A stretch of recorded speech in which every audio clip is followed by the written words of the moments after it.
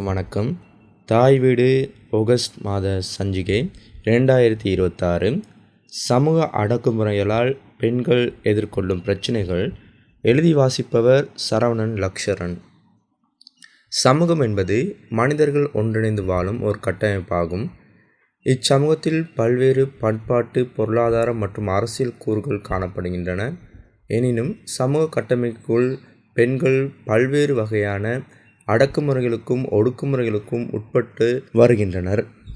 பாலின அடிப்படையிலான சமத்துவமின்மை, ஆணாதிக்க சிந்தனை, வறுமை, கல்வியறிவின்மை மற்றும் பாரம்பரிய நம்பிக்கைகள் போன்ற காரணிகள் பெண்களின் உரிமைகளையும் முன்னேற்றத்தையும் பாதிக்கின்றன.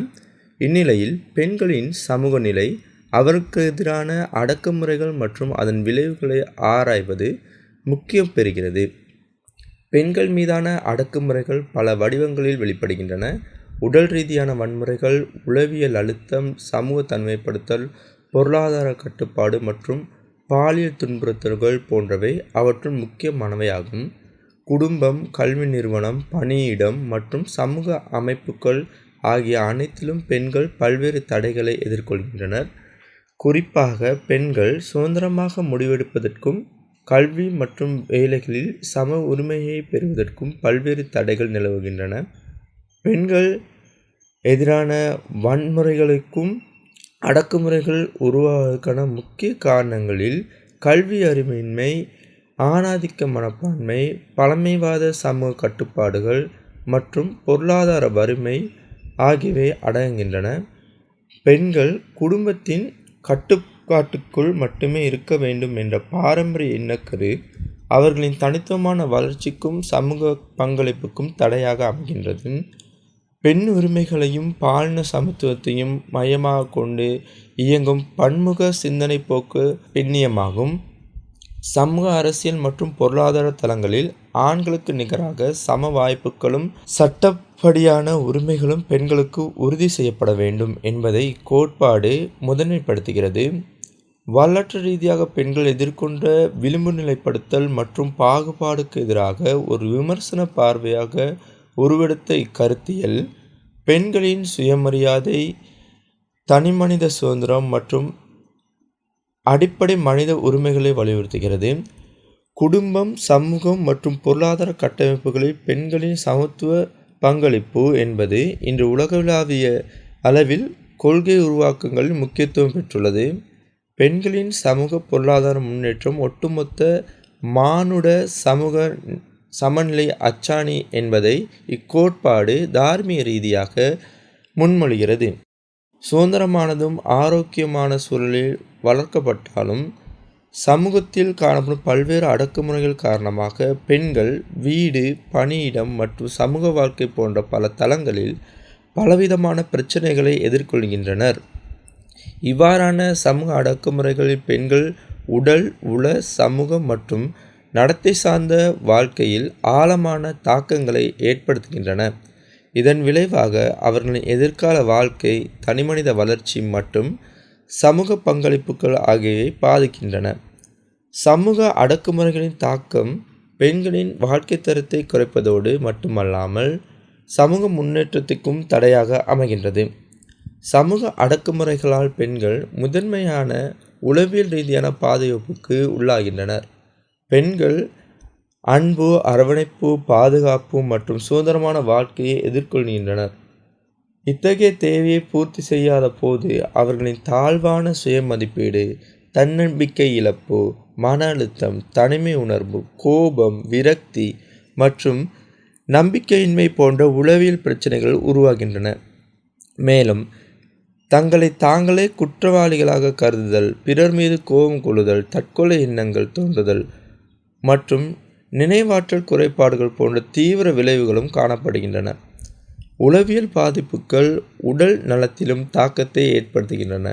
இதன் காரணமாக தூக்கமின்மை, தலைவலி, சோர்வு, உணவு பழக்க வழக்கங்களின் மாற்றம், உடல் எடை அதிகரித்தல் அல்லது குறைதல், உடல் வலி, நடுக்கம், எதிர்ப்பு சக்தி குறைதல் போன்ற குறைபாடுகள் ஏற்படுகின்றன. தொடர்ந்து மன அழுத்தத்திற்கு உள்ளாகும் பெண்கள் பல்வேறு உடல் நோய்களுக்கும் ஆளாகும் அபாயம் அதிகமாக உள்ளது. சமூக அடக்குமுறைகளின் விளைவாக பெண்கள் சமூக ரீதியாக பாதிக்கின்றனர். சமூக உறவுகளில் இருந்து விலகுதல், பொது செயற்பாடுகளில் பங்கேற்பு தயங்குதல், கல்வி மற்றும் வேலை வாய்ப்புகள் பின்வாங்குதல், சமூக தனிமைப்படுத்தல் மற்றும் பிறரால் புறக்கணிக்கப்படுதல் போன்ற நிலைகள் உருவாகின்றன. இதனால் பெண்களின் சமூக பங்களிப்பு குறைவதோடு அவர்களின் சமூக வளர்ச்சி தடைபடுகின்றது. மேலும் சமூக அடக்குமுறைகள் பெண்களின் நடத்தை முறைகளின் மாற்றத்தை ஏற்படுத்துகின்றன. பிரச்சனைகளை சமாளிக்க முடியாத சூழலில் சில பெண்கள் தங்களை தாங்களே தனிமைப்படுத்திக் கொள்வதோடு சிலர் ஆத்திரம், பழிவாங்கும் மனப்பான்மை, சமூக ஒழுங்குகளை மீறும் செயல்கள் மற்றும் தற்கொலை முயற்சிகள் போன்ற ஆபத்தான நடத்தைகளில் ஈடுபடக்கூடும். கல்வியில் பின்னடைவு, குடும்ப உறவுகளில் சிக்கல் மற்றும் சமூக தொடர்புகளில் குறைபாடுகள் இதன் விளைவாக காணப்படுகின்றன. உணர்ச்சியாகவும் பெண்கள் பல்வேறு பாதிப்புகளை எதிர்கொள்கின்றனர். கவலை, பயம், அவமானம், குற்ற உணர்வு, அதிர்ச்சி, ஏமாற்றம், துயர், தனிமை மற்றும் விரக்தி போன்ற உணர்வுகள் அவர்களின் அன்றாட வாழ்க்கையை பாதிக்கின்றன. இவ்வாறான உணர்ச்சி சார்ந்த பாதிப்புகள் நீண்ட காலம் தொடரும் போது அது மனநல பிரச்சனையை உருவாக்கும் அபாயமும் காணப்படுகின்றது. பெண்கள் பல நேரங்களில் தங்களுக்கு நேரும் வன்முறை, பாலியல் துன்புறுத்தல்கள், கொடுமை அடக்குமுறை மற்றும் சமூக அவமதிப்புகள் போன்ற அனுபவங்களை வெளிப்படையாக பகிர முடியாமல் மனதிற்குள் அடக்கி வைக்கின்றனர். இதன் விளைவாக மன அழுத்தம், பயம், தனிமை உணர்வு, தன்னம்பிக்கை இழப்பு மற்றும் மனச்சோர்வு போன்ற உடல்நல பாதிப்புகள் ஏற்படுகின்றன. குறிப்பாக வறுமை, பொருளாதார சார்பு, குடும்ப ஆதரவின்மை, சட்டம் குறித்த விழிப்புணர்வு பற்றாக்குறை போன்ற சமூக அவப்பெயர்கள் பற்றி அச்சம் காரணிகள் பெண்களின் உதவி கோருவதற்கு தடையாக அமைகின்றன. எனினும் இலங்கையில் பெண்களின் பாதுகாப்பு, நலன் மற்றும் உரிமைகளை உறுதிப்படுத்துவதற்காக பல்வேறு அரச மற்றும் அரசு சார்பற்ற அமைப்புகள் தொடர்ச்சியாக செயற்பட்டு வருகின்றன. குறிப்பாக மகளிர் மற்றும் சிறுவர் விவகார அமைச்சு, இலங்கை காவல்துறையின் பெண்களில் மற்றும் சிறுவர் பணியகம், இலங்கை சட்ட உதவி ஆணைக்குழு ஆகியவற்றுடன் மாவட்டம் மற்றும் பிரதேச செயல மட்டங்களில் சமூக சேவை பிரிவுகளுக்கும் இணைந்து பாதிக்கப்பட்ட பெண்களுக்கு அவசர உதவிகளையும் தற்காலிக பாதுகாப்புகளையும் வழங்குவதற்கு பாதுகாப்பு இல்லங்கள், சேஃப்டி ஹோம்ஸ் வசதிகளை, இலவச சட்ட ஆலோசனைகளையும் வழங்கி வருகிறது. அதேவேளை பாதிக்கப்பட்ட பெண்கள் தங்களின் அடையாளங்களை வெளிப்படுத்தாமல் இரகசியமாகவும் பாதுகாப்பாகவும் அவசர உதவிகளை பெற்றுக்கொள்வதற்காக பல்வேறு சிவில் சமூக அமைப்புகள் இயங்கி வருகின்றன. குறிப்பாக உமன் இன் நீட் என்ற அமைப்பு பல்வேறு குடும்ப வன்முறை, பாலியல் வன்புணர்வுகள் மற்றும் பெண்களுக்கு எதிரான அநீதிகளுக்கு எதிராக இலவச சட்ட ஆலோசனைகள், உளவளத் துணை மற்றும் தற்காலிக பாதிப்புகளிலிருந்து மீண்டெழுவதற்கான இல்ல சேவைகளை வழங்கி வருகின்றது. மேலும் தீவிர மன அழுத்தத்துக்குள்ளானோர் மற்றும் தற்கொலை எண்ணங்களால் பாதிக்கப்பட்டோருக்கு சுமத்ரியோ அமைப்பு முற்றிலும் இரகசியமான முறையில் உளநல ஆதரவு சேவையை வழங்கி வருகிறது. தொலைபேசி, மின்னஞ்சல் அல்லது நேரடியாக வருகை தரும் மூலம் இவ்வமைப்புகளை இலகுவாக அணுக முடியும். பாதிக்கப்பட்டோரின் தனியுரிமை மற்றும் பாதுகாப்பு நெறிமுறை மிக கண்டிப்பாக பேணப்படுவதால் அவர்களின் தகவல்கள் எக்காரணம் கொண்டும் அனுமதியின்றி வெளிப்பட மாட்டாது. அத்துடன் அவசர நிலைகளின் போது இலங்கை காவல்துறை, அரச மருத்துவமனைகள் மற்றும் தற்காலிக புகலிடங்களும் இணைந்து பாதிக்கப்பட்ட பெண்களுக்குரிய உடனடி பாதுகாப்பு சேவைகளை உறுதி செய்கின்றன. இருப்பினும் இத்தகைய நிறுவனங்களின் மற்றும் சட்டப்படியான பாதுகாப்பு கட்டமைப்புகள் நிலவிய போதிலும் கிராமப்புறம் மற்றும் பின்தங்கிய சமூகங்களைச் சேர்ந்த பெண்களுக்கு இந்த சேவைகளை அணுகுவதில் நடைமுறை சவால்களும் விழிப்புணர்வு இடைவெளிகளும் இன்னும் நீடிப்பதாக சமகால சமூக ஆய்வுகள் சுட்டிக்காட்டுகின்றன. எனவே அவசர நிலைகளின் போது காவல்துறை, மருத்துவமனைகள் மற்றும் சிவில் அமைப்புகளிடையிலான ஒருங்கிணைந்த செயற்பாடுகளை மேலும் பலப்படுத்துவது இத்துறையின் தற்காலிக தேவைகளாக கருதப்படுகின்றன. ஊடகங்களும் சமூக வலைத்தளங்களும் பெண்களுக்கு எதிரான வன்முறைகளை வெளிச்சத்திற்கு கொண்டு வருவதில் முக்கிய பங்களிப்பு வகிக்கின்றன. எனினும் பாதிக்கப்பட்ட பெண்களின் பெயர், புகைப்படம் மற்றும் தனிப்பட்ட தகவல்களை அனுமதியின்றி வெளியிடுவது ஊடக ஒழுக்கவியலுக்கு முரணானதாகும். ஆகையால் பாலியல் வன்முறை மற்றும் குடும்ப வன்முறை சம்பவங்கள் குறித்து செய்திகள் வெளியிடும் போது பாதிக்கப்பட்டவர்களின் அடையாளத்தை பாதுகாப்பாக மிகவும் அவசியத்துவத்துடன் கருதப்படுகிறது. இது பெண்களின் கண்ணியத்தையும் பாதுகாப்பையும் உறுதி செய்வதோடு அவர்களின் அச்சமின்றி சட்ட உதவியை நாடுவதற்கும் வழிவகுக்கின்றது. உதாரணமாக, இந்த பின்னணியில் இந்தியாவில் 2012ஆம் ஆண்டு இடம்பெற்ற நிர்பயா வழக்கு உலகளவில் பெரும் கவனத்தை ஈர்த்தது.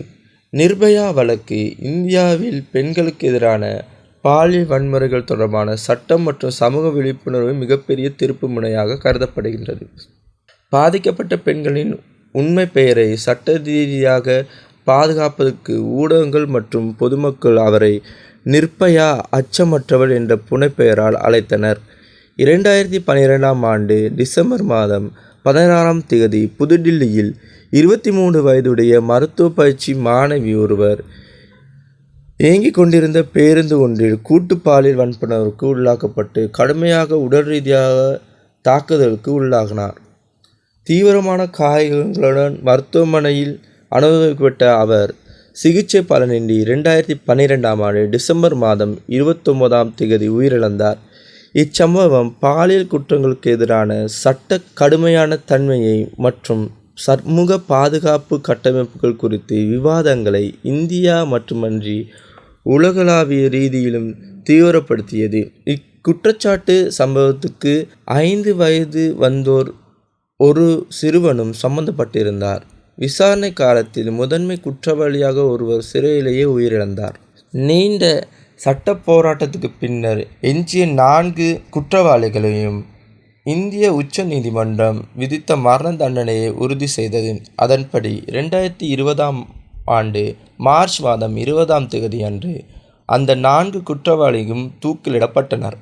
இச்சம்பவத்தில் ஈடுபட்ட சிறார் அப்போதைய சட்ட விதிமுறையின்படி அதிகபட்ச தண்டனையாக 3 ஆண்டுகள் சீர்திருத்த பள்ளி காவலில் வைக்கப்பட்டார். இச்சம்பவத்தின் தொடர்ச்சியாக பெண்கள் பாதுகாப்பை மேம்படுத்தவும் பாலியல் வன்முறைகளுக்கு எதிரான உள்கட்டமைப்பை வலுப்படுத்தவும் இந்திய அரசு 2013ஆம் ஆண்டில் நிர்பயா நிதி என்ற பெயரில் 1000 கோடி இந்திய ரூபா ஆரம்ப மூலதனத்துடன் சிறப்பு நிதி தொகுப்பு ஒன்றை உருவாக்கியது. இந்த நிதி பெண்களின் பாதுகாப்பு, அவசரகால உதவி சேவைகள், கண்காணிப்பு தொழில்நுட்பங்கள் மற்றும் பெண்களின் நலத்திட்டங்களை விரிவுபடுத்துவதற்காக பயன்படுத்தப்பட்டு வருகிறது. ஒட்டுமொத்தமாக நிர்பயா வழக்கு என்பது பெண்களுக்கு எதிரான வன்முறைகளை தடுப்பதற்கு சட்ட திருத்த அவசியத்தையும் பாலின சமத்துவ பாதுகாப்பை உறுதி செய்யவும் அரசாங்கமும் சமூகமும் ஒருங்கிணைந்து செயற்பட வேண்டிய தேவைகளையும் உணர்த்திய ஒரு வரலாற்று சான்றாகும். தொடர்ச்சியான சமூக ஒடுக்குமுறைகள் பெண்களின் மனநிலையிலும் சமூக வாழ்விலும் ஆழமான நீண்ட தாக்கங்களை ஏற்படுத்துகின்றன. இதன் விளைவாக நிலவும் தொடர் அச்சம், தீவிர மன அழுத்தம், சுயமதிப்பு குறைபாடு, அவமான உணர்வு, தனிமை மற்றும் எதிர்காலம் குறித்த கவலை போன்ற உளவியல் ரீதியான பாதிப்புகள் குடும்ப ஆதரவின்மை மற்றும் சமூக புறக்கணிப்பினால் மேலும் தீவிரமடைகின்றன. இவ்வாறான உடல், உள, சமூக மற்றும் உணர்ச்சி சார்ந்த பாதிப்புகளை கருத்தில் கொண்டு பெண்களின் பன்முக தேவைகளை சமூக ரீதியாக அடையாளம் காண்பது இன்றியமையாததாகும். குறிப்பாக அவர்களின் உடல் தேவைகள், பாதுகாப்பு தேவைகள், அன்பு உறவு சார்ந்த தேவைகள், சுயமதிப்பு தேவைகள் மற்றும் தன்னிறைவு அடைவும் தேவைகள் ஆகியவை தார்மீக ரீதியாக உறுதி செய்யப்பட வேண்டும். இத்தேவைகளை முறையான முறையில் பூர்த்தி செய்யப்படும் போது பெண்கள் தன்னம்பிக்கை மிக்கவர்களாகவும் சுயாதீனமாக ஆளுமைகளாகவும் சமூக கட்டமைப்புகளில் காத்திரமான பங்களிப்பை வழங்கக்கூடியவர்களாகவும் பராமரிக்க முடியும். எனவே பெண்களின் சமூக அடிப்படை தேவைகளை புரிந்து கொண்டு அவர்களுக்குரிய நிறுவன ரீதியான ஆதரவு, சட்ட பாதுகாப்பு மற்றும் சமூக அங்கீகாரத்தை வழங்குவது ஒட்டுமொத்த சமூகத்தின் கூட்டு பொறுப்பாகும். பெண்களுக்கு எதிரான வன்முறைகளும் ஒடுக்குமுறைகளும் தனிநபர் சார்ந்த உளவியல் சிக்கலுக்கு சுருங்காமல் ஒட்டுமொத்த மானுட சமூக முன்னேற்றத்தையும் முடக்கும் கட்டமைப்பு சார்ந்த சமூக பிரச்சனையாகவே அடையாளப்படுத்தப்பட வேண்டும். குறிப்பாக குடும்ப வன்முறை, பாலியல் துன்புறுத்தல்கள், வறுமை மற்றும் சமூக அவமதிப்புகள் போன்ற எதிர்மறை அனுபவங்களால் ஏற்படும் மன அழுத்தங்களை வெளிப்படுத்த முடியாமல் பெண்கள் எதிர்கொள்ளும் தனிமைப்படுத்தல் அவர்களின் வாழ்க்கை தரத்தை பெரிதும் பாதிக்கின்றது. இதன் விளைவாக சமூக உறவுகளில் இருந்து விலகுதல், கல்வி மற்றும் தொழில்சார் முன்னேற்றங்களில் பின்னடைவுகள் ஏற்படுதல் போன்ற சமூக பொருளாதார தாக்கங்கள் உருவாகின்றன. எனவே பாலின சமத்துவத்தை வெறும் சட்டப்பூர்வ உரிமையாக மட்டுமன்றி சமூக இயல்பாக மாற்றமும், பெண்களின் எதிராக அனைத்து வகையான ஒடுக்குமுறைகளையும் விமர்ச ரீதியாக ஒழிப்பதோடு கல்வி, சட்ட பாதுகாப்பு, பொருளாதார அதிகாரமளித்தல் மற்றும் பரந்த சமூக விழிப்புணர்வு ஆகிய உத்திகள் நிறுவன ரீதியாக வலுப்படுத்த வேண்டும். பெண்களின் மனித உரிமைகளையும் கண்ணியத்தையும் மதிக்கும் ஒரு நீதியுள்ள சமூக கட்டமைப்பை உருவாக்குவதன் மூலமே நிலையான மானுட வளர்ச்சியும் சிந்தனை விடுதலையும் சாத்தியமாகும் என்பதை உணர்ந்து செயலாற்றுவது தற்கால சமூகத்தின் கூட்டு பொறுப்பாகும். நன்றி.